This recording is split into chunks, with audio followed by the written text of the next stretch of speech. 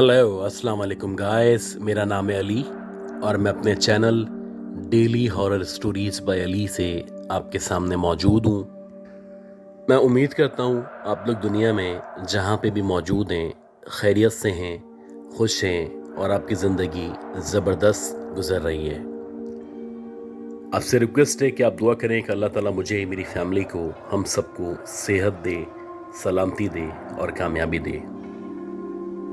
अगर आप लोगों ने अब तक मेरे चैनल को सब्सक्राइब नहीं किया तो प्लीज़ सब्सक्राइब कर लें। हो सके तो अपने सर्किल में, अपने दोस्तों में, अपनी कम्युनिटी में इस चैनल को शेयर करें। अगर आप लोग अपनी स्टोरी शेयर करना चाहते हैं, आप व्हाट्सएप कर सकते हैं, ईमेल कर सकते हैं या अपनी आवाज़ में रिकॉर्ड करके शेयर कर सकते हैं। गाइस, आज की ये जो पहली स्टोरी है, ये स्टोरी मिस अस्मा ने शेयर की है और ये स्टोरी 2002-2001 में इनके साथ पेश आई थी। ये बताती है कि इनकी रिहाइश वैसे तो तारिक रोड पे मौजूद है, लेकिन 2001-2002 में इनकी एक कज़न है जो कि उस दौर में लांडी में रहा करती थी। उनकी शादी की तैयारियां चल रही थी। अक्सर ऐसा होता कि मुख्तलिफ प्रोग्राम में या मुख्तलिफ वजूहात की बिना पे इनको वहाँ पे जाना पड़ता और जब ये वहाँ से वापस निकलती तो कभी रात के 2 बज जाते, कभी रात के 3 बज जाते और कभी कभी तो ये बताती हैं कि फजर की अजान हो जाया करती थी। तो अजान होने के बाद मैं, मेरे शौहर और मेरे दोनों बच्चे गाड़ी में बैठ के वहाँ से अपने घर के लिए रवाना हुआ करते थे।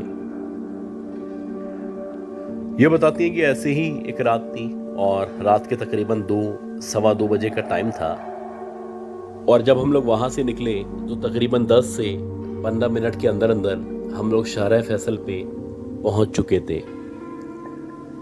अब जो लोग लांडी से बरास्ता मलीर और फिर शाहराह फैसल के वहाँ से गुजरा करते हैं उनको पता होगा कि उस दौर में ये जो एरिया था, ख़ास तौर पे ये जो शाह फैसल वाला एरिया था, ये बहुत ज़्यादा खामोश हुआ करता था या यहाँ पे बहुत ज़्यादा वीराना हुआ करता था।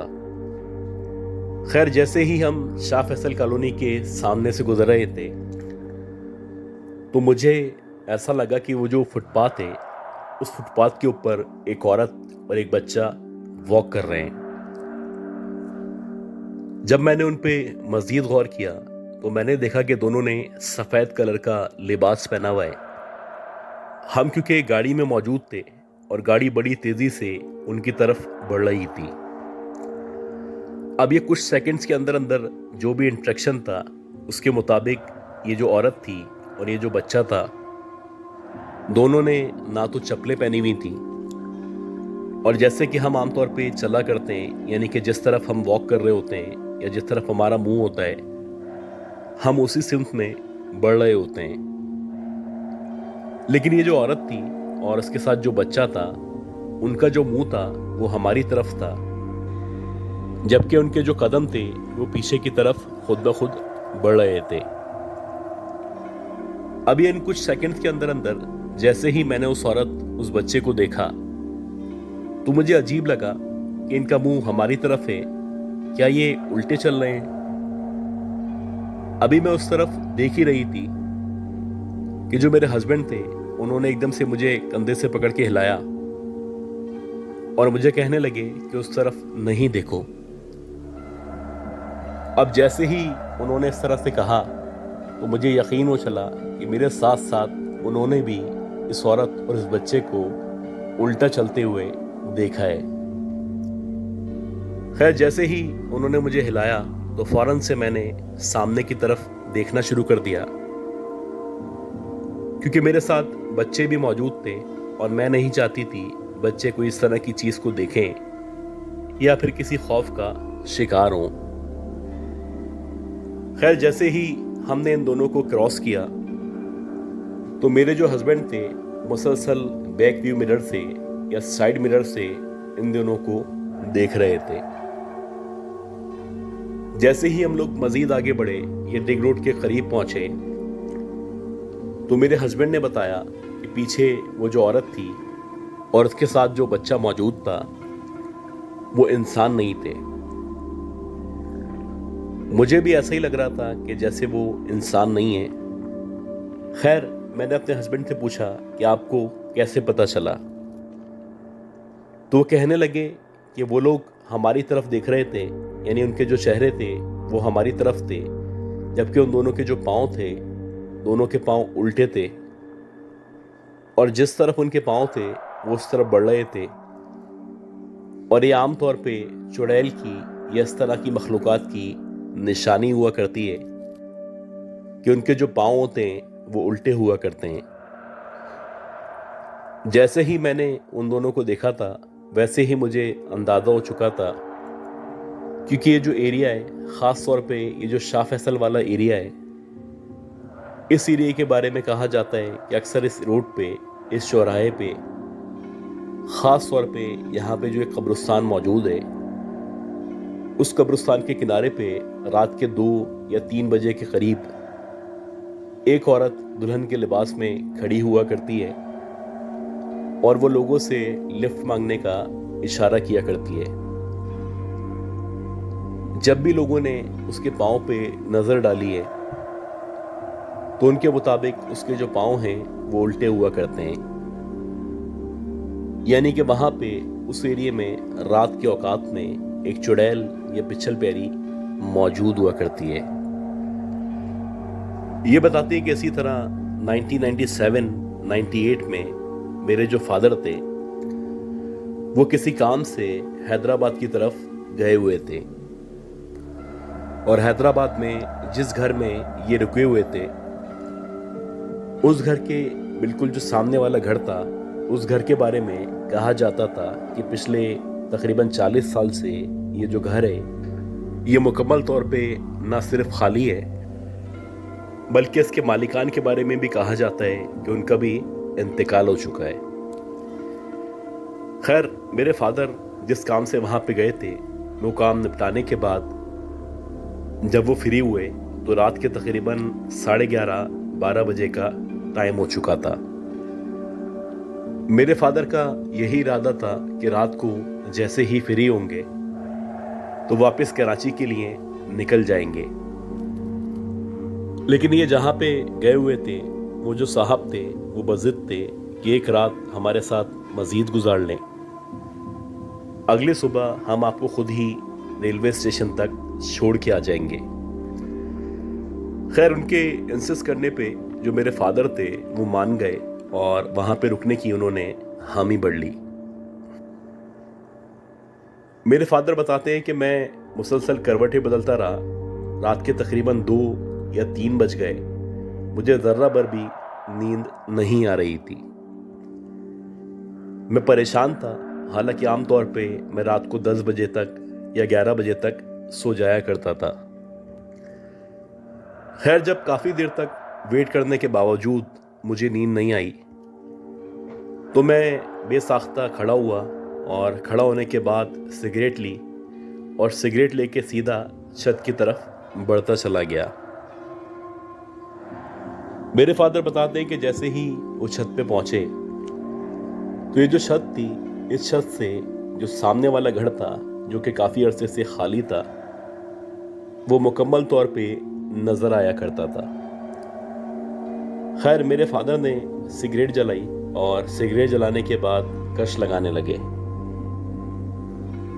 मेरे फादर बताते हैं कि अभी मुझे सिगरेट जलाए हुए 2 या 3 मिनट ही गुजरे थे कि एकदम से जो मेरी नज़र थी वो सामने वाले घर की सीढ़ियों के ऊपर पड़ी,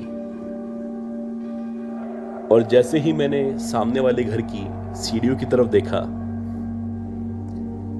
तो मैंने देखा कि उन सीढ़ियों के ऊपर एक लड़की बैठी हुई है जो कि देखने से 25 या 26 साल की लगती है और बहुत ही खूबसूरत और हसीन व जमील लड़की है। वो मुसलसल ना सिर्फ सीढ़ियों पे बैठी हुई है बल्कि मुझ जैसे बड़ी उम्र के आदमी को देखने के बाद मुस्कुरा रही है। अब मुझे बड़ा ताज्जुब हुआ और मैं सोचने लगा कि ये मेरी बेटी की उम्र की है, ये भला मुझे इस तरह क्यों देख रही है ये इस तरह के एक्शंस क्यों दिखा रही है। अब मैं अपने जहन में ये भूल बैठा था, ये जो घर है ये काफ़ी अरसे से खाली है। यहाँ पे किसी औरत का नज़र आना या यहाँ पे किसी औरत का मौजूद होना किसी भी तरह मुमकिन नहीं था। बहरहाल इनके फादर बताते हैं कि मैं काफ़ी देर तक उसको देखता रहा और उसके बाद मुझे बड़ा अजीब लगने लगा। मैंने सोचा कि अब सिगरेट तो मैं पी चुका हूँ, मुझे वापस नीचे जाना चाहिए। और अगर किसी ने मुझे यहाँ पे इसकी तरफ देखते हुए या उसका दीदार करते हुए देख लिया तो ना सिर्फ बेइज्जती होगी बल्कि लोग मेरे बारे में अजीब अजीब बातें ज़रूर बनाएंगे। ये बताते हैं कि ये सोच के जैसे ही मेरे फादर मुड़े तो उनका जो ध्यान था या उनकी जो नज़र थी वो सीढ़ियों की तरफ थी और वो इनके अपने जिस घर में वो रुके हुए थे उन सीढ़ियों की तरफ नज़र थी। खैर जैसे ही इन्होंने सीढ़ियों की तरफ देखा तो इन्होंने देखा कि वही लड़की, वही औरत जो अभी सामने वाले घर में सीढ़ियों के ऊपर बैठी हुई इनको देख के मुस्कुरा रही थी, वो अब इस घर की सीढ़ियों पे मौजूद है। और ना सिर्फ मौजूद है, वैसे ही मेरे फादर को देख के मुस्कुरा रही है और कुछ अजीब से इशारे कर रही है। पहली बात तो ये थी कि इस लड़की का कुछ सेकंड्स के अंदर अंदर उस घर से इस घर के अंदर आ जाना, और ना सिर्फ आ जाना बल्कि स्टेयर्स पे जाके खड़े हो जाना किसी भी सूरत मुमकिन नहीं था।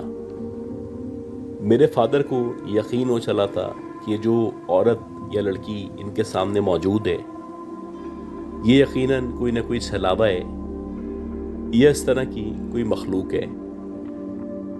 खैर मेरे फादर ने फौरन से आयतुल कुर्सी पढ़ना शुरू की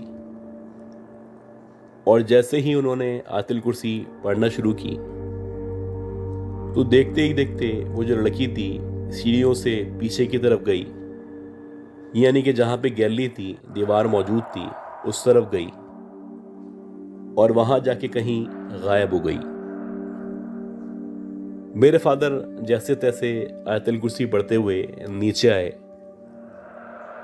और जब वो नीचे आए तो वो जो मेज़बान थे वो जाग चुके थे और वो भी परेशान थे कि मेरे फादर इतनी रात में आखिर छत के ऊपर क्यों गए हैं। मेरे फादर ने इनको सारा का सारा वाक़या सुनाया और ये वाक़या सुनने के बाद वो जो मेज़बान थे वो कहने लगे कि अल्लाह ताला ने आपको बाल बाल बचा लिया, वरना ये जो शरीर चुड़ैल है, ये इस तरह की मखलूक है, इसको तकरीबन तमाम मोहल्ले वालों ने मुख्तलिफ औकात में इस घर के अंदर देखा है और जिनको भी ये औरत या ये लड़की नज़र आती है उनको कोई ना कोई नुकसान ज़रूर पहुंचाती है।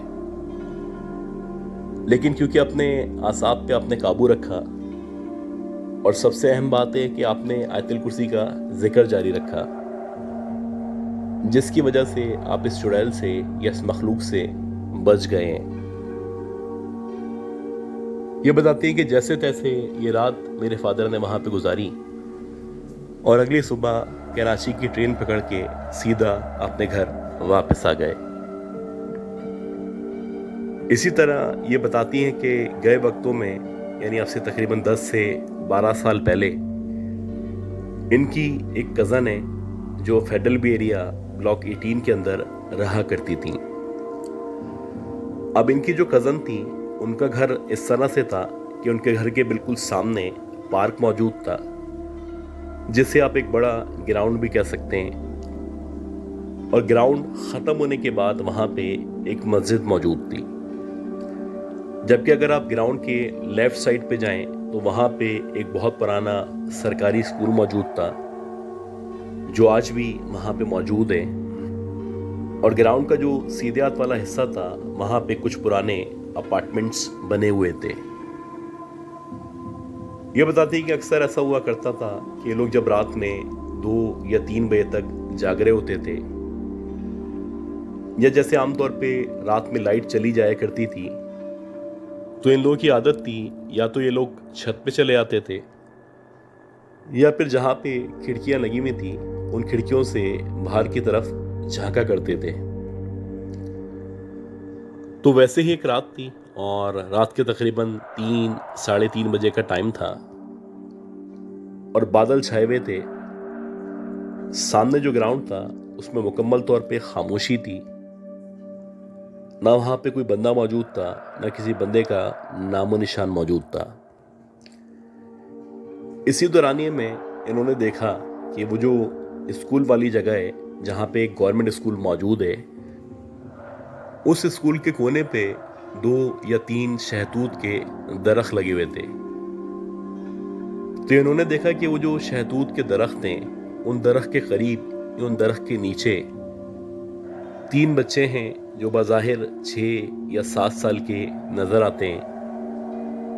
वो मुसलसल ना सिर्फ खेल रहे हैं बल्कि उनके हाथों में अंगारे नुमा कुछ चीजें मौजूद हैं और उनको वो मुसलसल हवा में उछाल रहे हैं। अब जब इन्होंने दूर से देखा तो इनके जहन में यही आया कि जैसे आमतौर पे अगवानी या इस तरह के जो बच्चे होते हैं वो कहीं भी आग जला लेते हैं या उसके साथ खेलना शुरू कर देते हैं। हो सकता है कि ये जो बच्चे हों ये भी अगवानी बच्चे हों या फिर कचरा चुनने वाले या मांगने वाले बच्चे हों। खैर तकरीबन 10 से 15 मिनट तक इनको ऑब्जर्व करने के बाद जब इन्होंने आगे पीछे देखा और आगे पीछे देखने के बाद जब दोबारा से उस स्कूल की तरफ या उस शहतूत के दरख्त की तरफ देखा तो अब वहां पे न कोई बच्चा मौजूद था और ना ही किसी बच्चे का नामो निशान मौजूद था। अब इनको बड़ी हैरानी हुई क्योंकि ये बच्चे कहीं भी नहीं जा सकते थे। स्कूल की जो दीवारें थीं वो बड़ी लंबी लंबी दीवारें थीं। उन दीवारों के जरिए स्कूल के अंदर कूदना और इतनी रात में कूदना किसी भी तरह मुमकिन नहीं था। अगर वो बच्चे ग्राउंड को फॉलो करते हुए इस तरफ आते या इनकी तरफ आते तो अभी तक उनका जो ग्राउंड का सफर था वो किसी भी कीमत पे मुकम्मल नहीं हो पाता। अब काफी देर तक उनको ना पाने के बाद इन्होंने बिलाखिर यही समझा कि हो सकता है मेरा वहम हो या मुझे ऐसा महसूस हो रहा हो कि जैसे बच्चे वहां पे खेल रहे हैं। हालांकि हकीकत यह है कि वहां पे ना कोई बच्चा मौजूद है, न किसी बच्चे का नामो निशान मौजूद है। तकरीबन 2 या 3 मिनट के बाद जब इनकी नज़र दोबारा से ग्राउंड की तरफ या स्कूल की तरफ पड़ी तो इन्होंने देखा कि वही शहतूत का दरख्त जहाँ पे उसके नीचे बच्चे खेल रहे थे, अब वहाँ पे 3 बच्चों के बजाय 3 तकरीबन 7 या 8 फीट के लंबे लंबे लोग हैं जो मौजूद हैं और उनके हाथों में शोले या अंगारे मौजूद हैं और उन अंगारों को वो मुसलसल हवा में उछाल रहे हैं। दूर से दिखने पे भी इन सबकी जो आंखें थीं वो लाल शोलों या अंगारों की तरह चमक रही थीं और दूर से देखने के बावजूद भी ऐसा लग रहा था कि किसी भी सूरत में ना इंसान है ना इन लोगों का इंसानों से कोई ताल्लुक है। इसी दौरानिए में ये तीनों जो अफराद थे, ये जो भी मखलूकात थी, देखते ही देखते हवा में एक एक करके तहलील होना शुरू हो गई। अब ये जो मंजर था इन्होंने अपनी आंखों से देखा था। ना सिर्फ इन्होंने अपनी आंखों से देखा था बल्कि इत्तफाक से जो बराबर वाला घर था उस घर में भी एक लड़की जाग रही थी और वो फोन पे बात कर रही थी। फोन पे बात करते करते उसकी भी जो निगाहें थी वो उसी शहतूत के दरख्त के पास या वहां पे जहां 3 लोग मौजूद थे उनके ऊपर जमी हुई थी।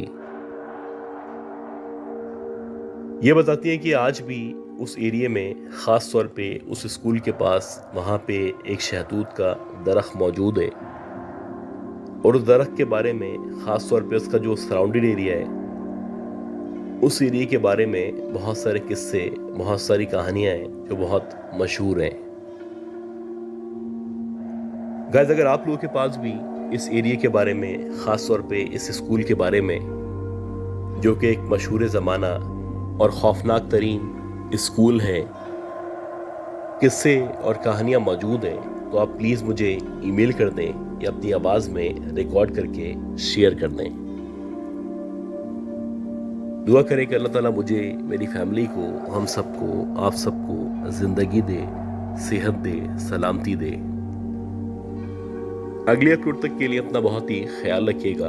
अल्लाह के हवाले।